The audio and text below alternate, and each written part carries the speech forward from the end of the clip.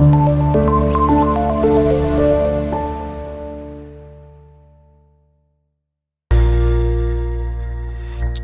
अस्सलाम वालेकुम। आज का हमारा टॉपिक किडनी ट्रांसप्लांट और आज के टॉपिक में हम ये समझने की कोशिश करेंगे कि किडनी ट्रांसप्लांट कैसे होता है।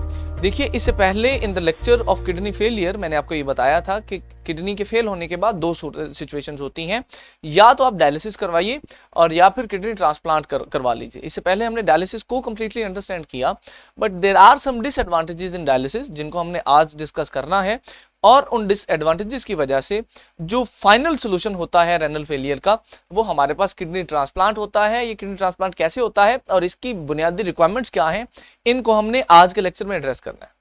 पिछले लेक्चर में बेटा हमने ये अंडरस्टैंड किया था कि डायलिसिस के हमारे पास दो टाइप्स होती हैं, haemodialysis and peritoneal dialysis. But dialysis का जो प्रोसेस है ना, अगर आप उसको गौर से देखें तो आपको उसमें कई मसाइल नजर आएंगे। देखिए, एक मसला तो डायलिसिस का ये है कि ये आपको रेगुलरली हर वीक करवानी पड़ती है। तो जो डायलिसिस है, this is basically is a repeated process. आपको बार बार आना जाना पड़ता है, रिपीटेड प्रोसेस है। दूसरी बात ये है कि डायलिसिस जो है, इट इज वेरी अनप्लेजेंट। ये कोई एक प्लेजेंट काम नहीं है करने वाला कि आप हफ्ते में 2 बार जो है वो हॉस्पिटल जाएं और अपने 3 से 4 घंटे वहां गुजारें। तो this is actually not a pleasant experience. तो ये 2 रीजंस हैं जिनकी वजह से लोग जो हैं डायलिसिस को यूजुअली लंबे अरसे तक कैरी नहीं करते। जब रेनल फेलियर होता है तो उसका आर्जी हल डायलिसिस कर लिया जाता है, डायलिसिस होती रहती है। मीनवाइल एक हेल्दी जो किडनी है वो अरेंज कर ली जाती है और फिर किडनी ट्रांसप्लांट कर दिया जाता है। किडनी ट्रांसप्लांट का बेटा बुनियादी तौर पर मतलब ही ये है कि आप नकारा गुर्दा निकाल के एक हेल्दी गुर्दा पेशेंट में लगा दें। सो हम किडनी ट्रांसप्लांट के बारे में ये कहते हैं कि भाई this is actually a process of replacement of patients damaged kidney.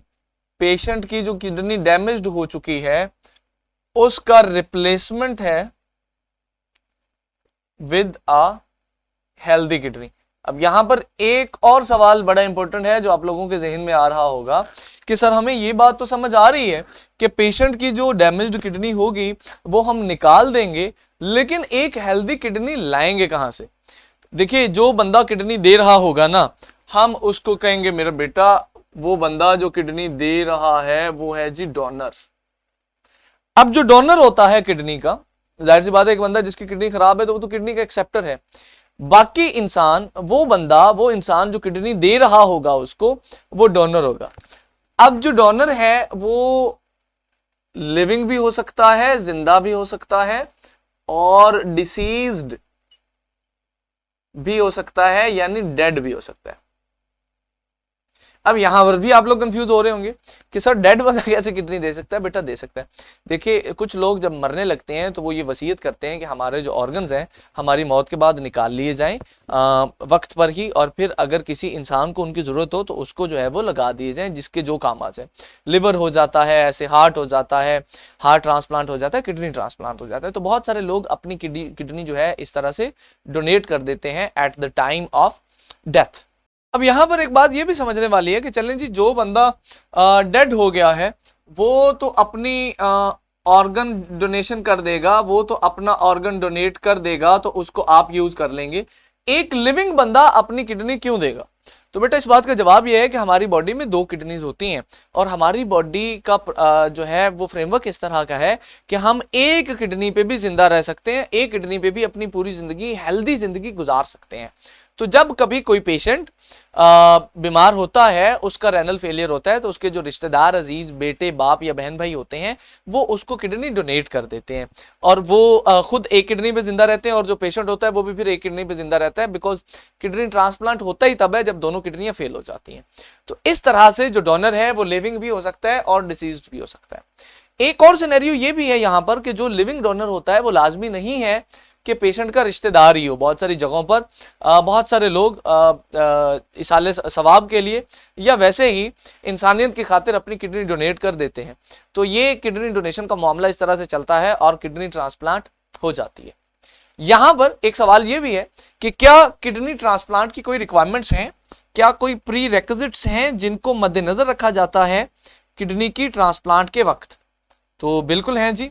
जब किडनी की ट्रांसप्लांट की जाती है तो मेरा बच्चा, पेशेंट का और डोनर की जो ब्लड प्रोटीन्स होती हैं,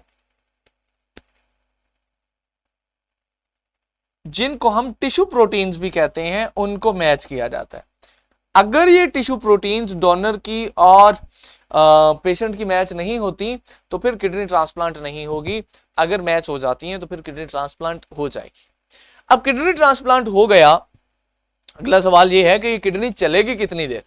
तो मेरा बेटा, आमतौर पर एक हेल्दी किडनी जो है वो ट्रांसप्लांट के बाद अराउंड 10 to 15 ईयर्स तक चलती है। अगर पर्सन की डाइट अच्छी है, उसका लाइफस्टाइल अच्छा है, उसकी एज उतनी ज्यादा नहीं है, तो एक हेल्दी किडनी जो ट्रांसप्लांट हुई है वो ऑलमोस्ट 10 से 15 साल तक चलेगी। तब तक अगले 10 से 15 साल तक पेशेंट हेल्दी जिंदगी गुजार सकता है।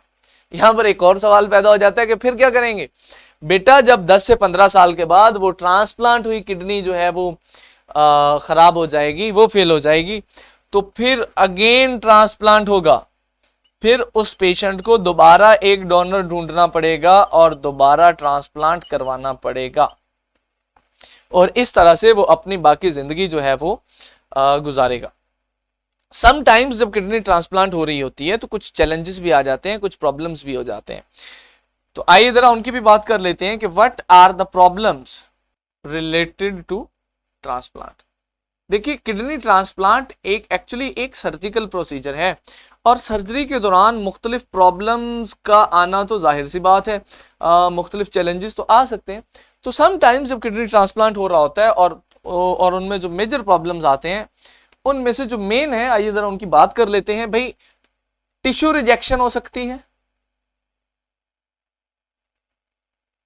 यानी जो पेशेंट की बॉडी है वो ऑर्गन को एक्सेप्ट करने से इनकार कर दे, इसको हम बोलेंगे टिश्यू रिजेक्शन या ट्रांसप्लांट रिजेक्शन भी इसको बोलते हैं।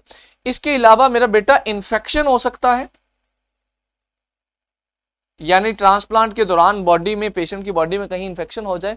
और एक और बड़ी इंपॉर्टेंट चीज है, और वो है salt imbalance of body. Body के अंदर जो सॉल्ट कंसंट्रेशंस हैं वो भी इम्बैलेंस हो सकती हैं। तो ये 2-3 मसाइल हैं जो किडनी ट्रांसप्लांट के हवाले से फेस करने पड़ सकते हैं उन लोगों को जो किडनी ट्रांसप्लांट करवाते हैं। आज के लेक्चर में हमने किडनी ट्रांसप्लांट को डिटेल से अंडरस्टैंड करने की कोशिश की। आज के लेक्चर के लिए इतना ही। अगर आपको कोई सवाल हो तो आप पोर्टल के तो मुझसे पूछ सकते हैं। See you in the next class. अल्लाह हाफिज।